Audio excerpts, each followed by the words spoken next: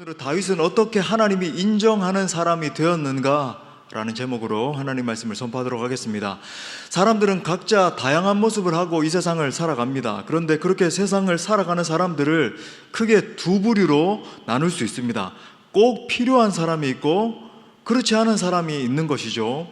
예수 그리스도를 주로 따르는 우리 그리스도인들은 꼭 필요한 사람이 되어야 합니다. 우리가 잘 아는 것처럼 다윗은 꼭 필요한 사람이었고 하나님이 다윗을 바라보시면서 너무나 흡족해 하셨어요.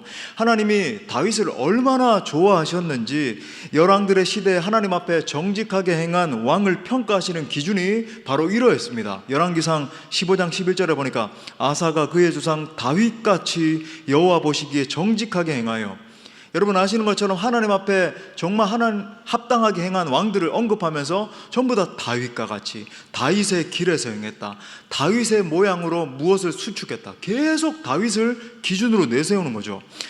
반대로 하나님 앞에서 악하게 행한 왕들에 대해서는 이렇게 평가하셨습니다.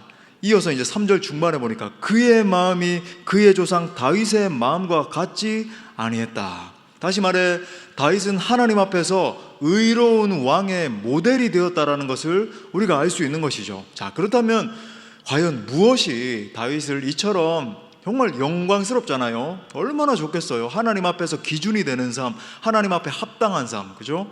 하나님이 인정하시는 사람으로 만들었을까? 가만히 이제 종종 우리가 이제 인식을 해보면 벌써 26년, 그죠?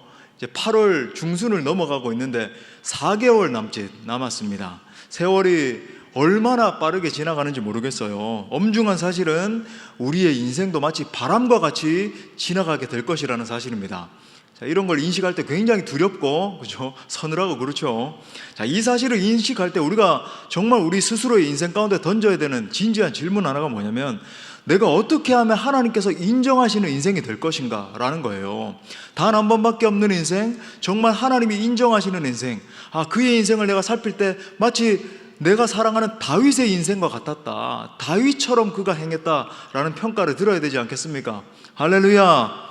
그래서 오늘 말씀을 통해서 여러분 모두의 중심을 점검하는 시간 될 수 있기를 바랍니다. 그래서 여기 있는 모두가 한 명도 빠짐없이 다윗과 같이 하나님의 인정을 받는 귀하고 복된 인생들로 설 수 있게 되기를 축복합니다.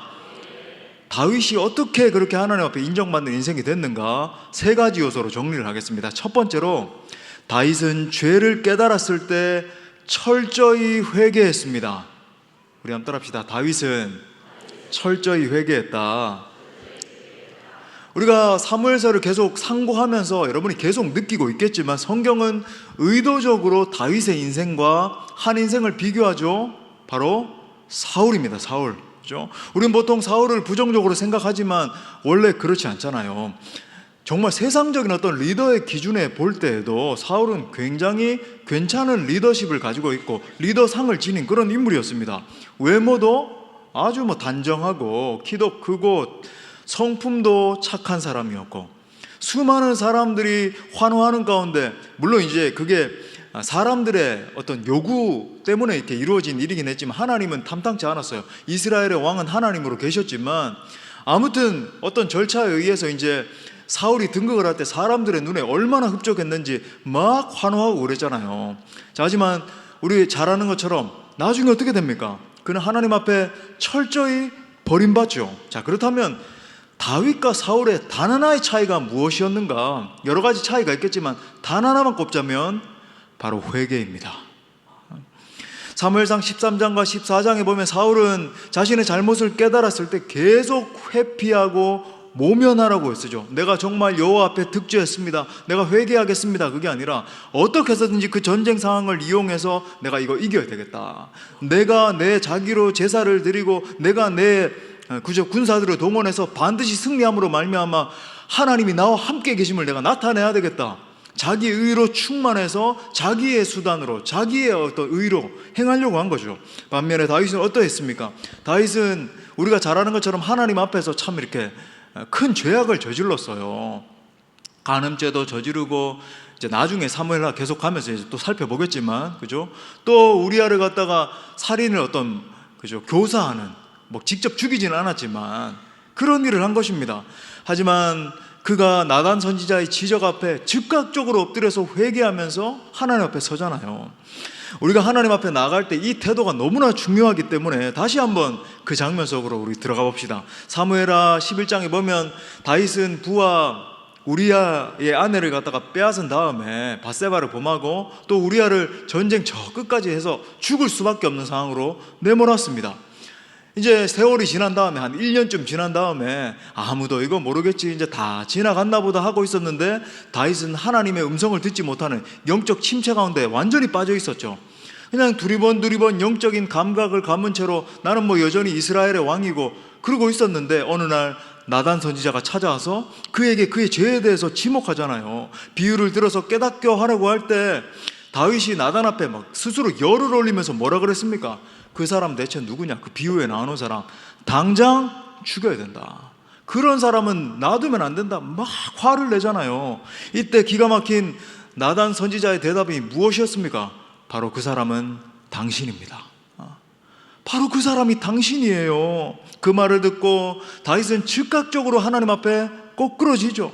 밤낮으로 펑펑 울면서 마치 얼마나 울었는지 비유적으로 이제 뭐 실제로 이제 침상을 띄우지는 않았겠지만 눈물로 침상을 띄울 정도로 얼마나 펑펑 울면서 이렇게 회개합니다. 시편 51편 1절부터 4절에 보니까 하나님이여 주의 인자를 따라 내게 은혜를 베푸시며 주의 많은 긍휼을 따라 내 죄악을 지워주소서.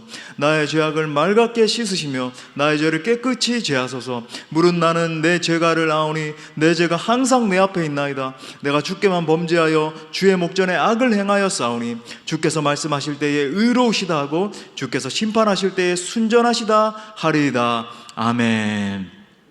여기서 말하는 내가 주께만 범죄하여, 이게 무슨 뜻이라 그랬죠? 제가 시편 강의하면서 말씀드린 적이 있는데, 물론 이제 수요 예배 때 안 온 분들은 못 들었겠지만, 내가 주님 앞에만 범죄한 게 아니라 사람 앞에도 범죄를 했지만 마치 주님과 나 두 사람만 독대하고 있는 것처럼 하나님, 내 죄가 100%, 80%도 아니고 50%도 아니고 100% 하나님 앞에 있습니다. 나는 하나님 앞에 완전히 범죄했습니다. 지금 이러한 마음의 태도를 보여주고 있는 거죠. 내가 주께만 범죄하여 주의 목전에 악을 행하여 싸우니. 제가 한번 간증드린 적 있잖아요. 제가 고등학교 2학년 때 대구 시내에서 했던 찬양 경연대회에 나갔는데 시편 51편으로 찬양을 했는데, 당일날 얼마나 제가 이제 그 준비를 하면서도 그 당시 좋은 씨앗이라고 여러분 아시는지 모르겠는데 오직 주만이 작사 작곡하신 이유전 목사님이 이제 이끄시던 그 팀이었어요. 우리가 너무 사랑하는 찬양이잖아요, 오직 주만이.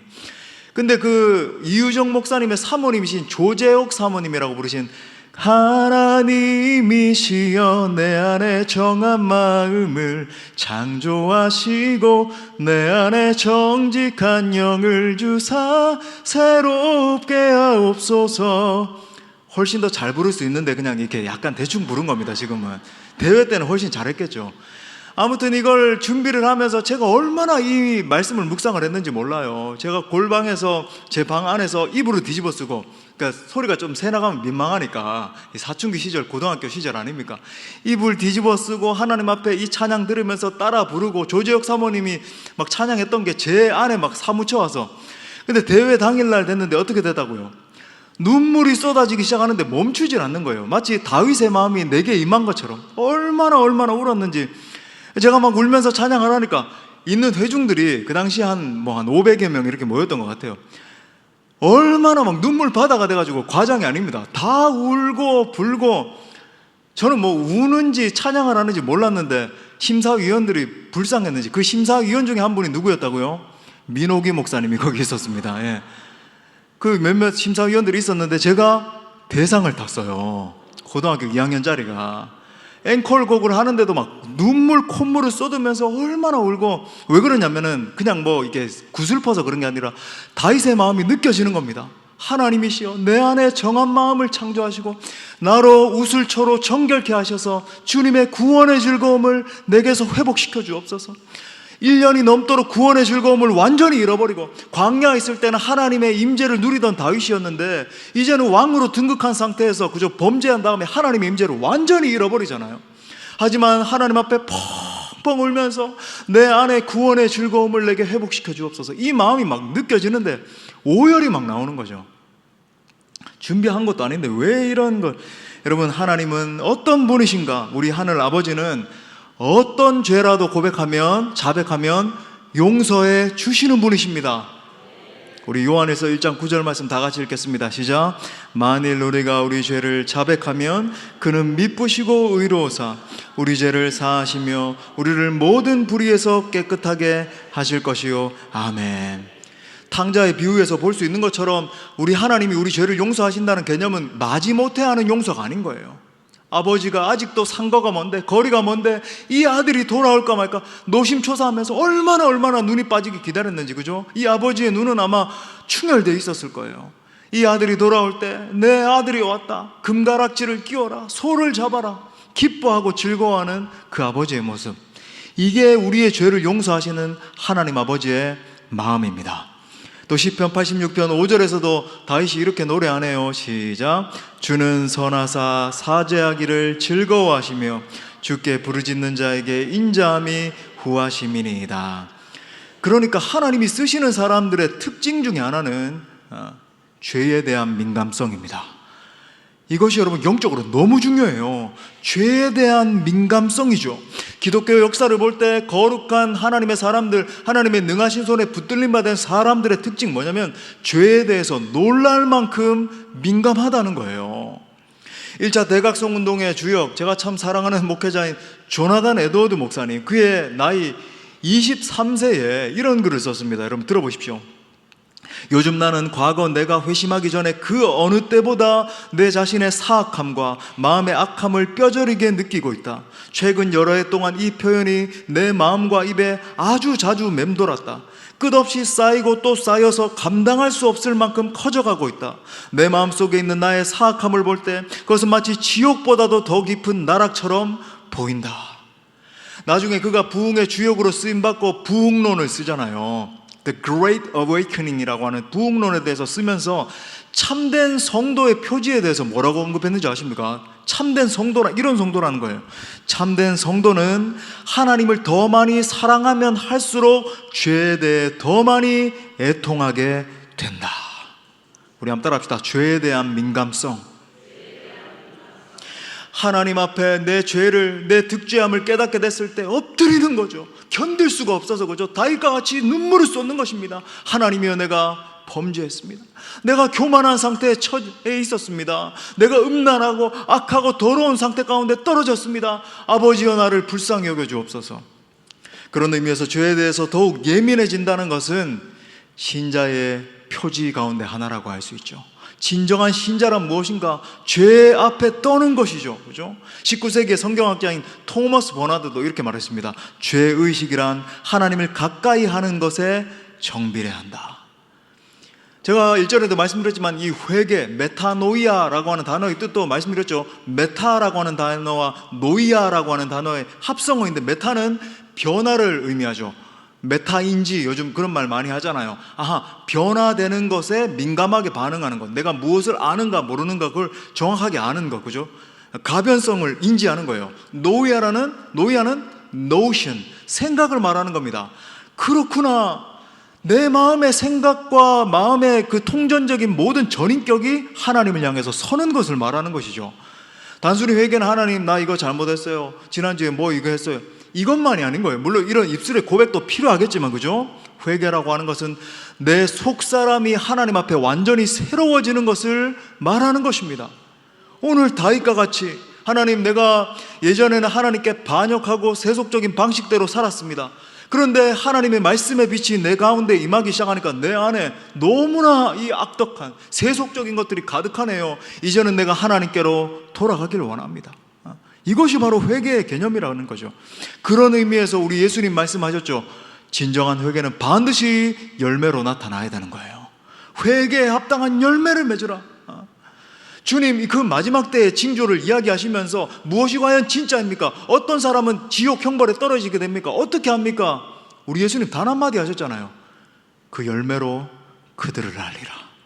그들의 열매로 그들을 알리라. 그렇죠? 날마다 애통의 심정으로 나아가야 새롭게 된다. 이것이 결국 성화의 본질인 것이고 진정한 신자됨의 표지라고 하는 거죠. 그러므로 사랑하는 성도 여러분, 오늘 다윗의 모습과 같이 거룩하신 하나님 앞에 더 가까이 서면 설수록 여러분의 중심 가운데 회개하고자 하는 거룩한 갈망이 터져나올 수 있게 되기를 기도합니다. 자, 두 번째로 다윗은 하나님의 왕되심을 인정하는 사람이었습니다. 우리 또 따라 할까요? 하나님의 왕되심을 인정하는 사람이었다. 여러분, 우리가 잘 알고 있죠. 다윗이 왕이 되었어요. 여러분, 왕이 된 존재가 다른 존재를 왕으로 섬길 수 있다. 이것은 보통 어려운 일이 아닙니다. 쉽지 않아요.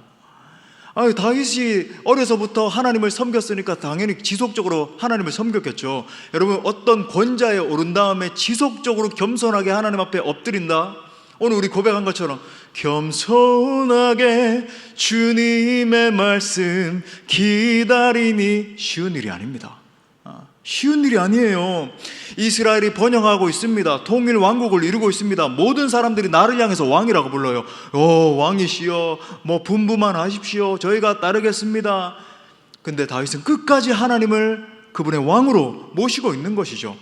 자, 그래서 그는 무엇보다 징표가 뭐냐면 하나님의 임재의 상징인 법궤를 이스라엘로 안치시키려고 하는 거죠. 만약에 다윗이 하나님을 경계하고 자기가 왕권을 독차지하려고 하고 무조건 내가 왕좌에 서서 모든 것을 통치하리라 이런 마음을 먹었다면 하나님의 임재의 상징을 마음껏 그냥 예루살렘으로 복귀시키지 못했을 거예요. 왜? 하나님의 임재가 내 곁에 있다? 그건 두려운 일이거든요. 떨리는 일이잖아요. 내가 무엇을 잘못했을 때 어떤 벌이 떨어질지, 그죠? 하나님의 거룩하심이 임할 때 내게 어떤 화가 임하게 될지 누가 압니까?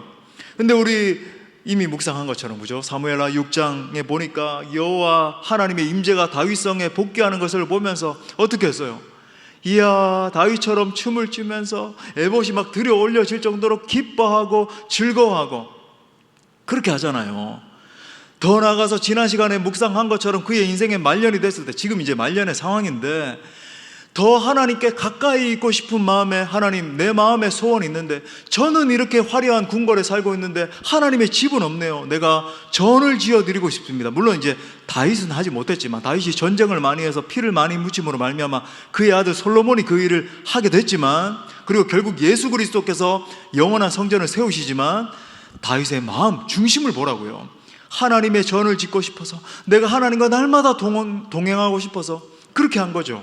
자, 그렇다면 다윗의 이러한 마음이 과연 어디서부터 비롯된 것인가? 자, 오늘 18절 말씀 우리 다 같이 다시 한번 읽어보겠습니다.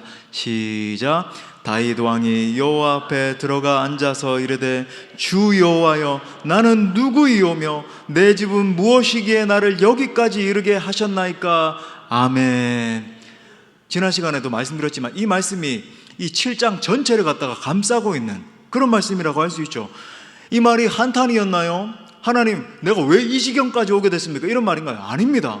이 말씀을 쉽게 풀면 이런 말이죠. 하나님, 저는 자격 없는 자인데, 저는 하나님 앞에 아무것도 없는 자인 것 같은데 나처럼 부족한 죄인에게 이 큰 은혜를 주셔서 여기까지 이르게 하셨습니까?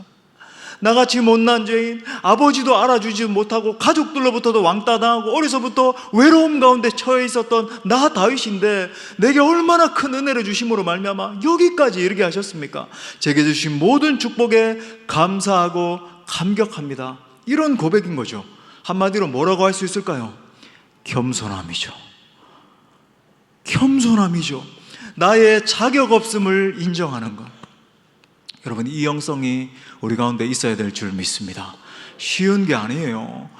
조금만, 우리는 얼마나 감사한지, 조금만 하나님의 복이 내 삶 가운데 임하는 것 같고, 내가 조금만 평안함을 누리는 것 같고, 내가 조금만 사람들의 인정을 받고 잘 되는 것 같으면 금세 고개가 뻣뻣해져 가지고 내가 이런 존재인데 저 사람이 나를 알아주지 못하네, 내가 이렇게 인정받지 못하네, 얼마나 우리는 교만해지기 쉬운지. 왕도 아닌데 다윗처럼 조금만 하면 사람들로부터 칭송받는 것 같으면 목이 굳어가지고, 그죠? 내가 어떤 존재인데 감히 나한테.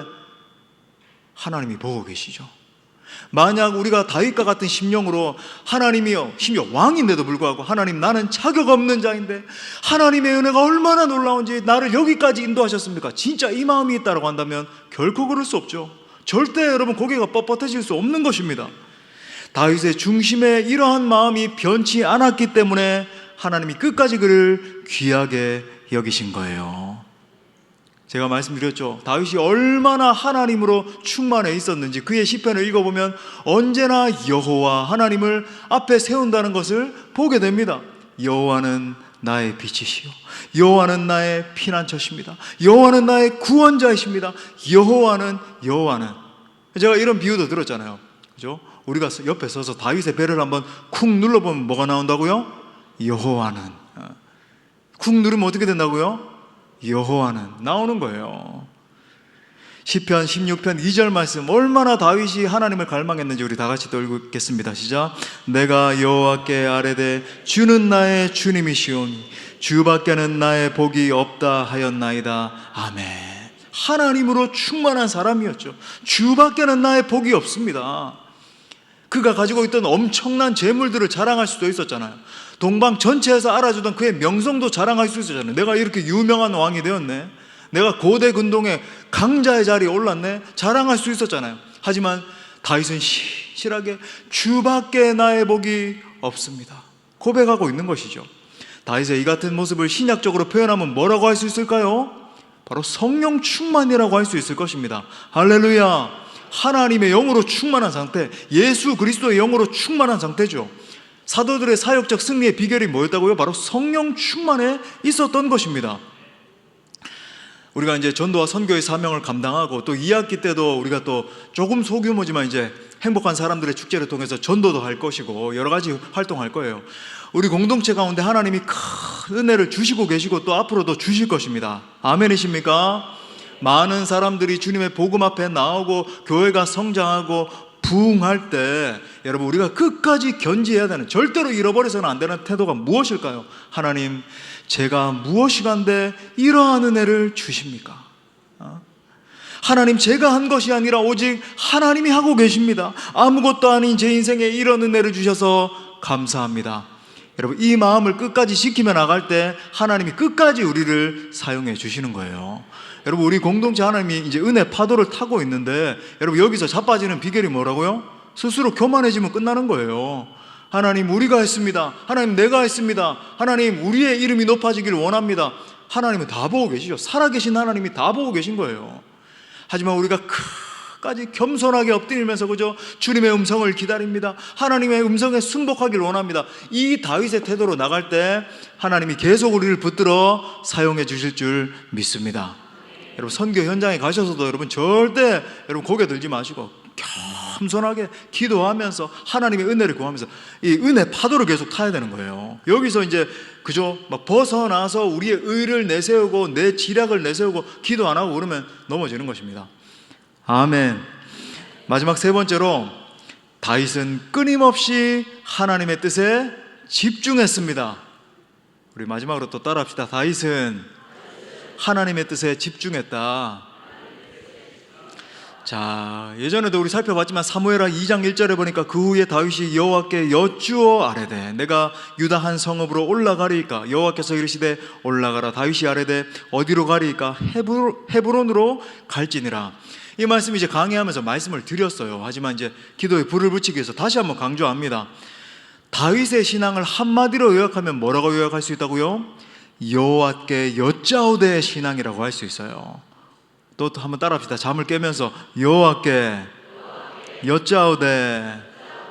블레셋 전투에 올라가면서도 충분히 지금껏 경험한 것에 의해서 우리는 이렇게 하면 승리할 것이다 알고 있었음에도 불구하고 아니에요. 하나님, 여호와 하나님이여, 우리가 어떻게 행하기를 원하십니까? 하나님 앞에 물어보는 거예요. 하나님, 이들을 우리 손에 붙이시겠습니까? 아니면 안 붙이시겠습니까? 물어보는 것이죠. 이것을 한마디로 말해서 기도의 영성이라고 할 수 있어요. 임재의 영성, 친밀함의 영성, 머무르는 영성이죠. 다윗은 날마다 하나님 앞에 찬양하고 기도하면서 그분의 임재를 깊이 누리는 자였습니다. 어려서부터 그게 훈련이 됐잖아요. 광야에서 이리 떼들이 오고 사자 떼들이 와서 양들을 잡아가려고 할 때 그는 끊임없이 하프를 키면서, 그 당시 하프가 있었던 건 뭐 좀 부자였는지 요즘은 하프가 막 2억씩 3억씩 그렇게 한다면서요. 근데 다윗은 부자가 아니었어요. 자기가 만든 하프였겠죠. 라고 농담처럼 이렇게 하는데도 별로 웃지도 않으시고 반응도 없으시고, 예.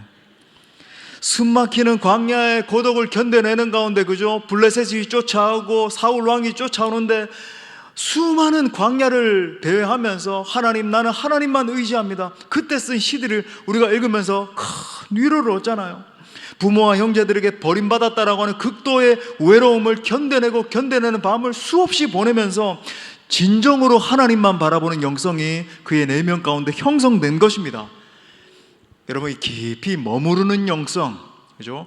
하나님이 임하실 때까지, 하나님이 내게 말씀하실 때까지, 성령 하나님과 교감이 이루어질 때까지. 옛날 우리 기도 많이 하는 어른들은 기도 줄이 잡힌다 이런 표현을 썼거든요. 뭐 성경에 나오는 표현은 아니지만 기도 줄이 잡히는 것, 그죠? 기도가 마치 하늘을 향해서 쫙 빨려 올라가는 것처럼, 그걸 위해서는 여러분 그냥 되는 일이 절대 아니에요. 잠깐 기도한다고 이 기도 줄이 잡혀지는 게 아니고, 성령 하나님과 깊은 교감이 이루어지면서 마치, 그죠? 막 토네이도가 위로 확 올라가는 것처럼 우리의 기도가 하나님 앞에 상달되는 것 같은 그 느낌, 그 영성, 그 경건의 능력, 한순간에 형성되는 것이 아닌 것입니다. 수많은 고독의 밤을 이겨내면서 아버지와 형들의 무시를 이겨내고, 그죠? 사울의 그 쫓김을 당하고, 한마디로 말해서 진정한 영성이란 고난을 이겨내는 가운데, 그죠? 고난의 깊은 밤 가운데 형성되는 것이라고 해도 과언이 아닌 것입니다. 여러분, 깊은 기도의 영성은 고난의 자리에서 형성되는 거예요. 진정한 부르짖음, 진정으로 의에 줄이고 목이 마른 영성. 다윗이라고 여러분 실수를 안 한 게 아니지 않습니까? 우리 이것도 이제 살펴봤지만, 사울을 피해서 군사 600명과 블레셋으로 망명길에 올랐는데 다윗이 그때 거의 산적 비슷하게 되잖아요. 이 사람에게 과연 성령 하나님께서 함께 하시는가 싶을 정도로, 이 사람이 과연 하나님의 사람인가 싶을 정도로 소읍 시글락에 거하면서 산적처럼 노략질하고 수염 길러가지고 사람들을 막 깡패처럼 1년 4개월이라는 이 지옥 같은 시간 속에서 그렇게 많이 쓰던 시도 한편 나오지 않았어요. 영성이 메말라 버린 거죠. 아멜렉이 쳐들어와서 성읍이 불타고 여인들과 아이들이 잡혀갔을 때 울다 지친 사람들이 돌을 들어서 지도자 다윗을 죽이려고 하잖아요. 이 일촉즉발의 위기 상황에서 다윗은 다시 한번 하나님 앞에 무릎 꿇는 영성을 회복하게 되는 것입니다. 그러니까 우리는 참, 인간은 참 연약하고 간사해서 진정한 부르짖음이 터져 나오려고 그러면 고난의 파도가 오지 않고는 불가능한 것 같아요. 힘들고 어려운 상황, 그러니까 어떤 의미에서 하나님이 우리의 삶 가운데 고난을 보내주실 때는 한숨 나오고 너무나 힘겹고 하지만 신호인 거죠. 야야 아들아 딸아, 나와 함께 교제하자. 너 그렇게 네 잘났다고 그렇게 네 마음대로 살고 있는데 아니야, 그 길은 너가 가야 될 길이 아니야. 나와 함께 대화하자꾸나. 내가 그 문제를 해결해 줄게. 너의 인생을 진정으로 지고 있는 것은 너가 아니라, 너의 자력이 아니라 내가 너의 인생을 인도하는 거야. 바로 절박한 현장에서 하나님을 절박하게 찾고 구할 때 이 세상을 이길 수 있는 영성이 형성되는 것입니다. 여러분 기억합시다. 우리 선교적인 사명을 감당하면서도 제가 몇 번이나 말씀드렸지만, 선교 과업의 성취는 깊은 기도에 달려있는 거예요. 왜 아멘 안 하십니까? 크게 할렐루야.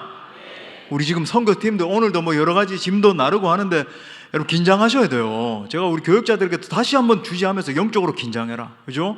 영적으로 해이해지고 대충 안 된다. 정말 영적으로 긴장하면서 기도하면서 칼끝과 같은, 그죠? 영성이 세워진 채로 그 현장에 나갈 때 하나님의 역사를 볼 수 있고, 원수마귀가 침투하려고 그러면 그 영적으로 캐치해서 예수 이름으로 물리칠 수 있고, 모든 팀원들을 하나로 이끌 수 있고, 여러 가지 사건과 사건, 원수가 가만히 있지 않잖아요. 어떻게 해서든지 이 팀을 하나 되지 못하게 하고 무너뜨리려고 하고 공격하게 할 때 이길 수 있는 힘이 어디서부터 비롯되는가? 기도의 능력이 있는 줄 믿으시기 바랍니다. 그러니까 제가 뭐 에베소서 강의하면서도 말씀드리지만, 영적 전쟁의 치열한 턱 가운데서 승리할 수 있는 유일한 길은 기도의 능력인 거예요. 여러 가지를 갖춰야 되지만, 그죠? 가장 코어에 무엇이 있는가? 기도의 능력이 있는 것이다. 그러므로 사랑하는 여러분, 우리 모두도 다윗처럼 기도의 무릎이 굳게 세워져야 될 줄 믿습니다. 기도는 어떤 의미에서 하나님과 연결되는 것이죠. 하나님의 뜻을 알아가는 과정이에요. 앉아가지고 오늘 밤에 하나님 이거 내놓으세요, 제 문제 있는데 당장 해결해 놓으시죠, 이게 아니라니까요. 하나님과 내 영혼이 연결되면 오직 우리 죄악이 우리와 하나님 사이를 내었다 그랬는데 그 사이에 놓여있는 죄악이 제거되고 철저한 회개를 통해 하나님의 임재가 회복된 상태에서 아버지여 제가 이런 것이 필요합니다. 이미 어떤 음성을 들을까요? 아들아 네가 나의 나라를 먼저 구하고 있으니까 네가 필요한 모든 것을 알고 있단다. 아버지여 제가 이런 능력이 사역 가운데 필요합니다. 아들아 딸아 내가 이미 너가 사역 가운데 그런 능력이 필요한 줄 다 알고 있단다. 하나님과 우리 사이에 죄악이 무너지고 시온의 대로가 열려지기 시작할 때 하나님이 다 알고 계시는구나, 하나님이 내가 갈 길을 인도하시는구나, 하나님이 내 사역 가운데 능력을 부어주시는구나 다 알려주시는 거예요. 중요한 것은 뭐다? 하나님이여 이거 내놓으세요.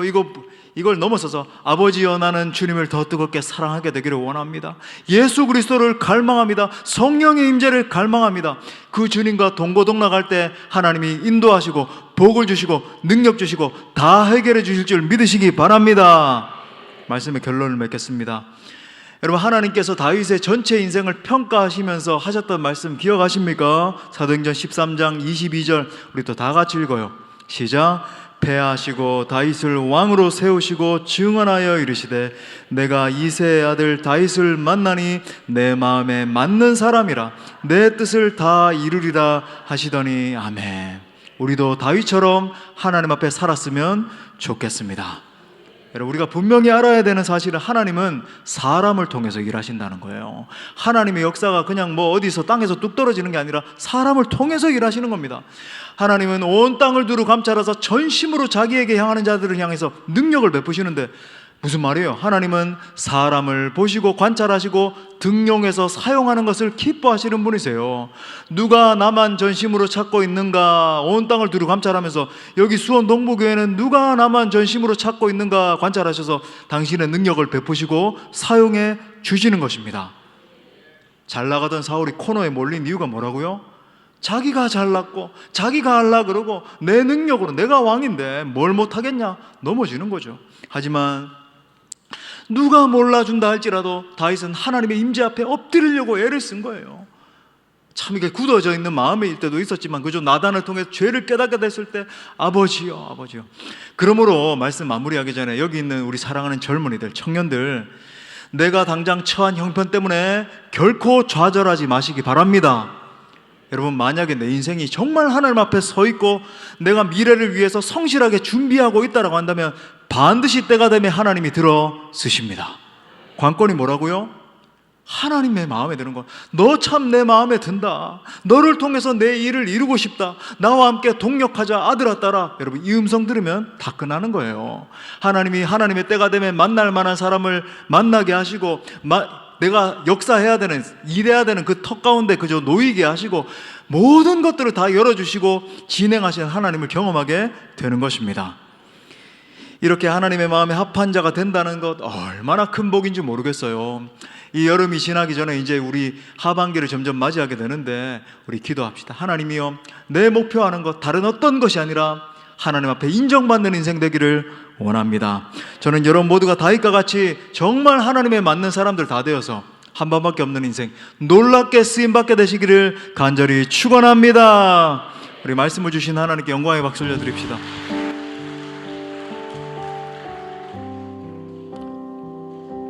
우리 지난주에도 뜨겁게 고백한 찬양인데 우리 다윗의 마음으로 고백합시다. 보소서 주님, 보소서 주님, 나의 마음을 선한 것 하나 없습니다. 이것이 진짜 내 고백이 돼야 돼요. 그러나 내 모든 것 주께 드립니다. 사랑으로 안으시고 날 새롭게 하소서. 한 번 더 보소서. 보소서 주님, 나의 마음을 선한 것 하나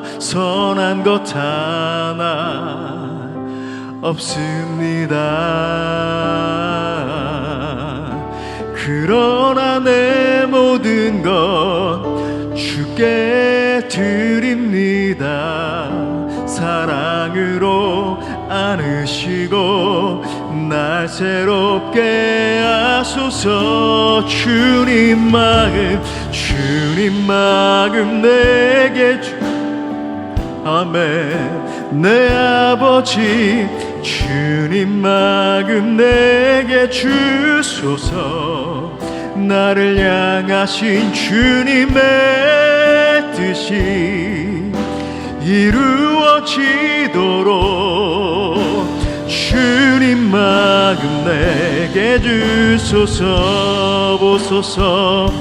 보소서 주님 나의 마음을. 아버지여 선한 것이 없어요. 선한 것 하나 없습니다. 하지만 내 중심이 그러나 내 모든 것 주께 드립니다.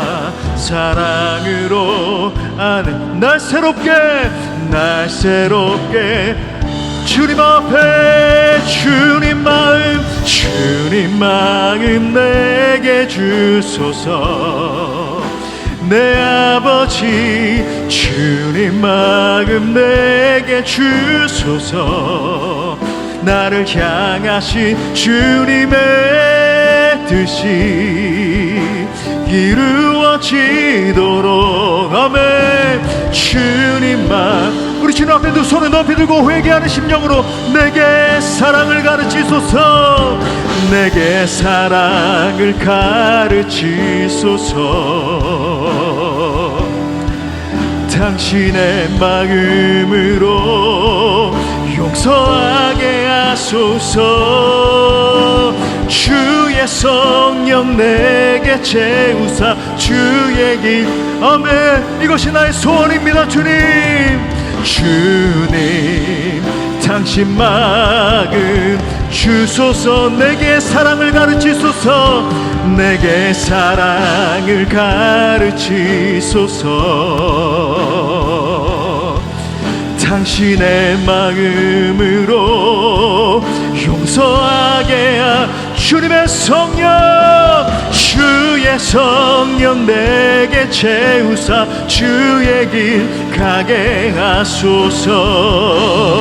주님 당신 마음 우리 고백합시다. 주님 마음 내게 주소서. 주님 마음 내게 주소서.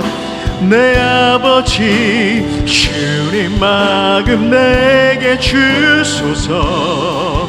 나를 향하신 주님의 뜻이 이루어지도록 함께 주님 마음 내게 주소서. 이 시간 우리 말씀 붙들고 함께 기도할 때 다윗과 같이 하나님이 인정하시는 사람이 되게 해달라고 함께 기도합시다. 다윗과 같이 죄를 미워하고 철저히 회개하는 회개의 사람 되겠다고 결단해요. 나를 어떠한 위치에 세우시더라도 하나님의 왕되심을 인정하는 마음으로 일평생 겸손히 엎드리는 주의 종 되겠습니다. 고백합시다. 우리 함께 기도할 때 하나님이여 나로 다윗과 같이 하나님의 마음에 합한 예배자 되게 하여 주옵소서. 내 안에 진정으로 회개가 터져나오게 하시고 내 안에 흉내만 내는 것이 아니라 진정으로 겸손으로 엎드리는 사람. 아버지 주밖에 나의 복이 없습니다. 난 하나님이 필요한 사람입니다. 하나님 기도의 사람 되게 하여 주옵소서. 그래서 일평생 동안 주님을 변치 않고 순전하게 쓰임받는 예배자 되게 해주십시오. 다윗과 같은 영성으로 내게 부어주옵소서. 회복의 은혜를 부어주옵소서. 우리 다 함께 통성으로 주님 찾고 기도합시다. 주여 주여 주여